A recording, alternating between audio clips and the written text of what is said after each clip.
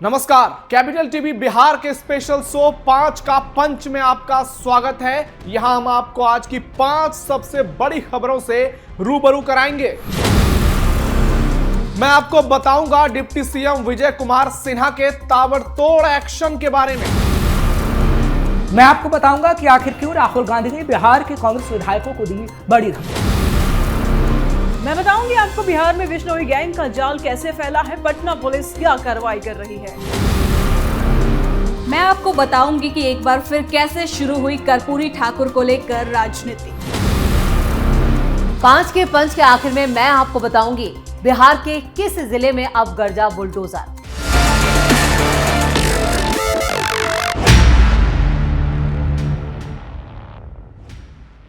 बिहार में राजस्व एवं भूमि सुधार विभाग में सुधार लाने के लिए डिप्टी सीएम विजय कुमार सिन्हा लगातार एक्शन में हैं और एक के बाद एक ताबड़तोड़ फैसले ले रहे हैं।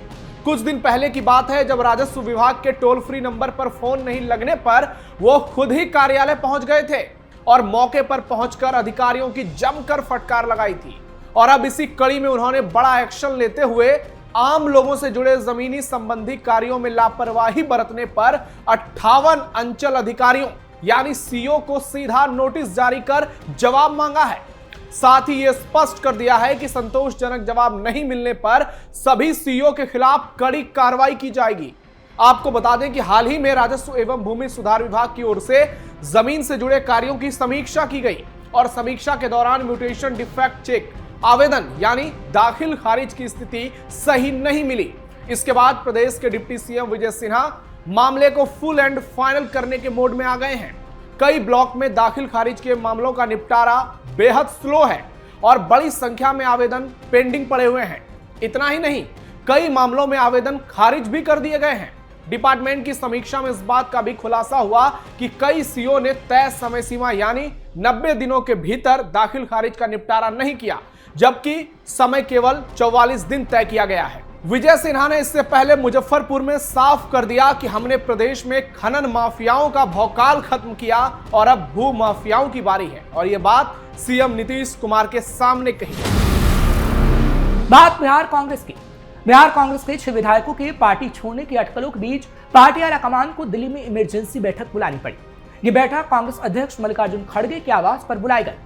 दरअसल पटना में कांग्रेस के पार्टी कार्यालय सदाकत आश्रम में आयोजित दही चूड़ा भोज में पार्टी के एक भी विधायक नहीं पहुंचे थे। ऐसे में विधायकों की पार्टी छोड़ने के कयास लगाए जा रहे थे, जिसके बाद दिल्ली में मीटिंग बुलाई गई जिसमें कांग्रेस नेता राहुल गांधी मौजूद रहे। दिल्ली में हुई कांग्रेस विधायकों की अहम बैठक में राहुल गांधी ने बिहार को लेकर सीधा और सख्त संदेश दिया। बैठक के दौरान उन्होंने 2 टूक सवाल किया कि अगर पार्टी छोड़ने का मन है तो अभी साफ साफ बता दीजिए। राहुल गांधी ने कहा कि जो भी विधायक पार्टी छोड़ना चाहता है वो अपना कारण भी खुलकर बताए ताकि भ्रम और अटकलों का दौर खत्म किया जा सके। इस सवाल के बाद बैठक में कुछ देर के लिए गंभीर माहौल भी बन गया। खबर के मुताबिक बैठक में मौजूद सभी कांग्रेस विधायकों ने एक स्वर में पार्टी न छोड़ने का भरोसा दिलाया। उन्होंने कहा कि वो कांग्रेस के साथ हैं और बिहार में संगठन को मजबूत करने के लिए काम करेंगे। राहुल गांधी ने स्पष्ट किया कि कांग्रेस को बिहार में अब अपने दम पर रफ्तार पकड़नी होगी और सिर्फ सहयोगी दलों खासकर आरजेडी के भरोसे नहीं बैठना होगा। बैठक में राहुल गांधी ने विधायकों से सुझाव भी मांगे कि बिहार में कांग्रेस को जमीनी स्तर पर कैसे मजबूत किया जाए। उन्होंने कहा कि संगठन, जनसंपर्क और मुद्दों पर आधारित राजनीति पर फोकस करना होगा। राहुल गांधी ने 2029 के लोकसभा चुनाव की भी तैयारी अभी से शुरू करने की सलाह दी और कहा कि समय रहते रणनीति तय करना जरूरी है। बिहार की राजधानी पटना में कुख्यात लॉरेंस बिश्नोई गैंग की एंट्री ने पुलिस और सुरक्षा एजेंसियों की चिंता बढ़ाकर रख दी है। शुक्रवार को पटना पुलिस ने एक बड़े ऑपरेशन के तहत एनकाउंटर के बाद लॉरेंस बिश्नोई गिरोह के सदस्य परमानंद यादव उर्फ नेपाली को गिरफ्तार किया।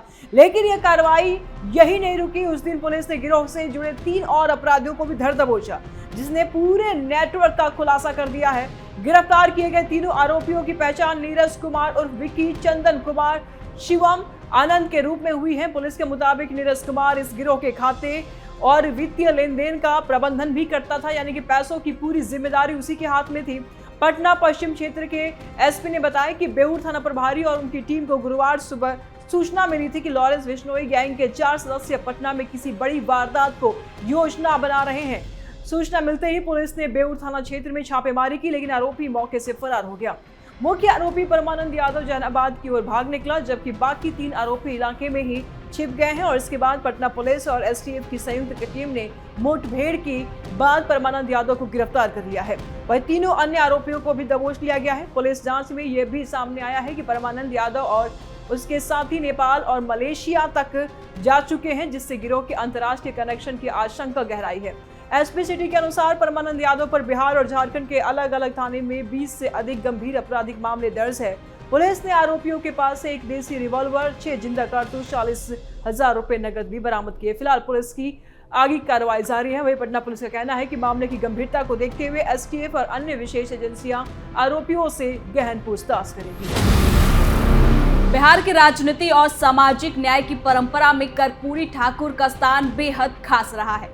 उनकी 102वीं जयंती पर राज्य और देश भर में उन्हें श्रद्धांजलि दी गई और उनके योगदान को एक बार फिर से याद किया गया। इस मौके पर बिहार के मुख्यमंत्री नीतीश कुमार ने पटना में आयोजित कार्यक्रम में कर्पूरी ठाकुर की प्रतिमा पर फूल चढ़ाकर उन्हें नमन किया। साथ ही उन्होंने जननायक कर्पूरी ठाकुर के जीवन, संघर्ष और विचारों को नई पीढ़ी तक पहुंचाने के उद्देश्य से उनसे जुड़ी 2 पुस्तकों का विमोचन भी किया। मुख्यमंत्री नीतीश कुमार ने इस दौरान कहा कि कर्पूरी ठाकुर की सादगी, ईमानदारी और सामाजिक एकता के वो प्रतीक थे। उन्होंने सत्ता को कभी निजी स्वार्थ का जरिया नहीं बनाया, बल्कि वंचितों, पिछड़ों और कमजोर वर्गों के अधिकारों के लिए पूरी मजबूती से खड़े रहे। नीतीश कुमार ने यह भी कहा कि सामाजिक न्याय की जो नींव कर्पूरी ठाकुर ने रखी, उसी पर आज का बिहार आगे बढ़ रहा है।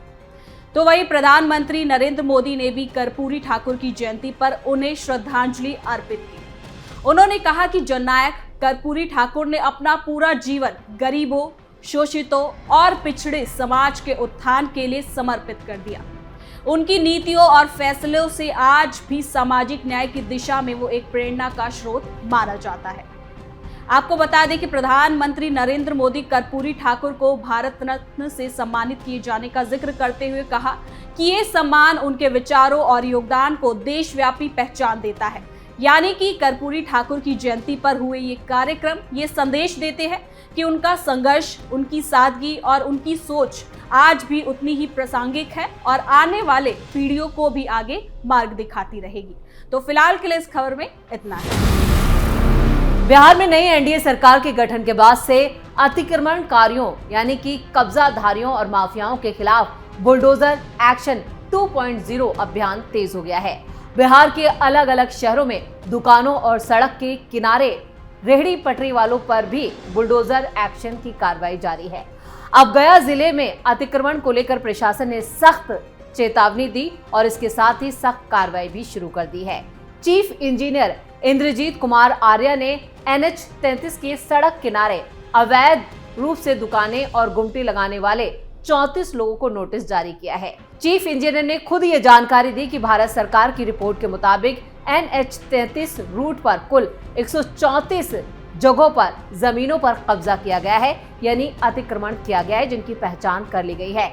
इनमें से 34 लोगों ने सरकारी जमीन पर गुमटी, दुकान या बाउंड्री बनाकर सड़क की जमीन को घेर रखा है, जिससे सड़क पार जाने के लिए काफी परेशानियां होती हैं। चीफ इंजीनियर इंद्रजीत कुमार आर्या के मुताबिक फिलहाल अतिक्रमण करने वालों को पहला नोटिस दिया गया है।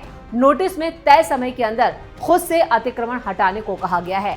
अगर वो खुद नहीं हटाते हैं तो फिर जेसीबी मशीनों का सहारा लिया जाएगा। अगर ये अतिक्रमण कब्जा नहीं हटाया गया तो दूसरा नोटिस भी भेजा जा सकता है। इसके बाद भी अगर जमीन खाली नहीं की गई तो तीसरे नोटिस के बाद प्रशासन खुद कार्रवाई करेगा और जितनी भी जमीनों पर कब्जा किया गया है उन्हें हटा दिया जाएगा। चीफ इंजीनियर इंद्रजीत कुमार आर्या ने यह भी कहा कि अरवल जहानाबाद रूट पर किंजर, कुर्था मोड़ और शांतिपुरम, शकरपुर, इमामगंज समेत कई बाजारों में अतिक्रमण लगातार बढ़ रहा है। खासकर NH 33 से जुड़े बाजारों में सड़क किनारे अवैध तरीके से दुकानें लगने लगी हैं, जिसकी शिकायतें रोज मिल रही हैं। प्रशासन का साफ कहना है कि अतिक्रमण की वजह से जाम, दुर्घटना और लोगों को परेशानियों का सामना करना पड़ता है, इसलिए सड़क को खाली कराना जरूरी है।